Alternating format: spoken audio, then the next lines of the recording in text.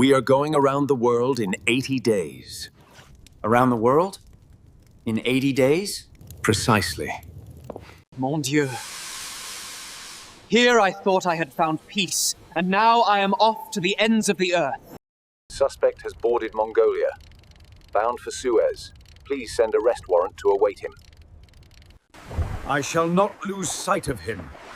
One mistake, one slip, and I will have my proof. The port of Suez shimmered under the hot Egyptian sun. The steamship Mongolia had just docked after a week at sea, and its passengers were eager to step onto solid ground again. Among them were Mr. Phileas Fogg and his servant, Passepartout, who followed his master with quick, lively steps. For Passepartout, Egypt was a dream he had never imagined. Golden sands, narrow streets full of camels, and minarets rising against the burning sky. For Mr. Fogg, however, Egypt was only a point on a timetable, a line in his carefully measured plan. Mr. Fogg checked his watch as soon as he disembarked. We are on schedule. Passepartout wiped sweat from his forehead, astonished by the heat and the new sights. Mon Dieu. This is another world hub. Look, Master, those domes, those palm trees, those camels carrying water. But Mr. Fogg only nodded politely. The train for Cairo departs in 2 hours. We must not waste time. His master was a man of precision, not of wonder. Still, he followed faithfully. Not far behind, Detective Fix of Scotland Yard kept a careful eye on them. He had followed Fogg since the Channel crossing, convinced that the English gentleman was the very man who had robbed the Bank of England. Fogg's quiet manner and enormous challenge only increased Fix's suspicion. At Suez, Fix hurried to the telegraph office and sent another urgent message to London. Suspect Phileas Fogg has arrived in Suez, traveling to Cairo by train. Please send warrant for arrest immediately. But the wires were slow and the journey long. Fix knew the warrant might not arrive before Fogg moved further east. That frustrated him, but it also strengthened his resolve. He would stay close, waiting for the right moment to act. Meanwhile, he struck up a casual conversation with Passepartout, who was too trusting to doubt him. We have already crossed France, Italy, and the Mediterranean. Next is India, then Hong Kong, then America, and back to London. Fix nodded, but thought to himself, this challenge is just a cover. He is escaping justice. His determination deepened. He must stop Fogg at all costs.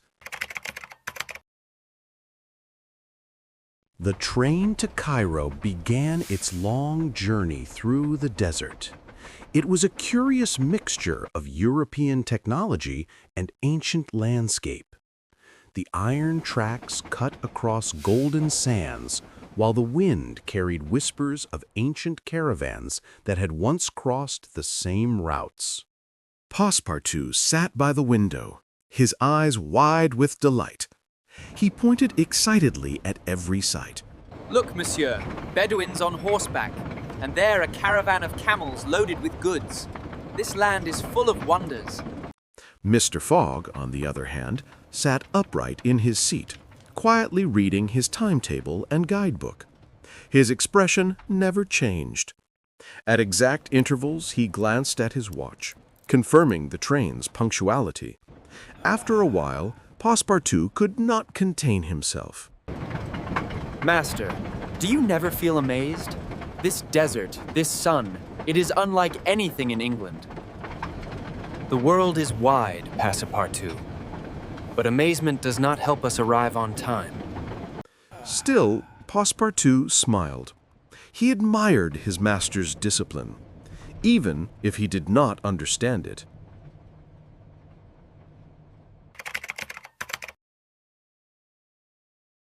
By evening, the train rolled into Cairo, the great city by the Nile. For Passepartout, it was a vision from a storybook. Narrow alleys filled with colorful markets, the sound of merchants calling out, and the fragrance of spices, coffee, and roasted meat.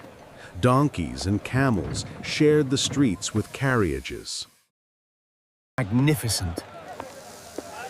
I never thought I would see such a place with my own eyes.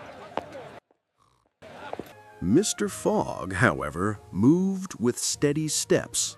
He walked straight to the ticket office to confirm their passage on the next train to Suez, where a ship would take them toward Bombay, India. Time was everything. Detective Fix shadowed them through the crowded streets. He kept silent, but his thoughts burned. If only the warrant arrives in time. That evening, Fogg allowed Passepartout a short walk through the bazaar. The servant marveled at the lamps that glowed in the dark, the craftsmen hammering brass, and the storytellers gathering children around them. To him, Cairo was alive with magic. But his master was already preparing for the next stage.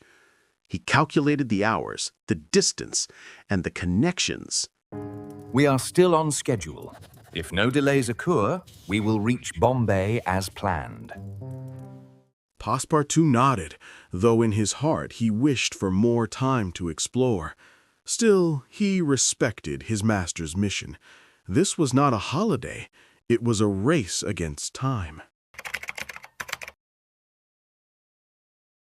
The next morning, as they prepared to leave Cairo, Fix approached Passepartout again. This time, he spoke with false friendliness. You are fortunate to serve such a master. But tell me, do you know why he is in such a hurry?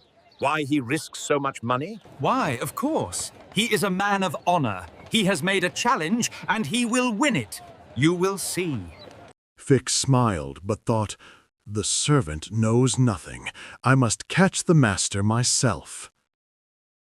He then secretly wrote another telegram to London, repeating his request for the arrest warrant.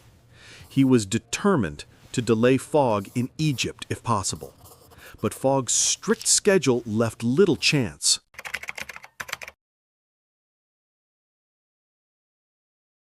The time soon came to leave Cairo and return toward the Red Sea where their ship waited. Fogg bought the tickets with his usual calmness, checked his watch, and guided Passepartout back to the station.